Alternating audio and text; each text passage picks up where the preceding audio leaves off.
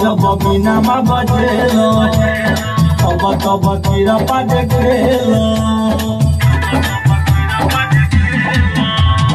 जब जब बिना माँ बजेलो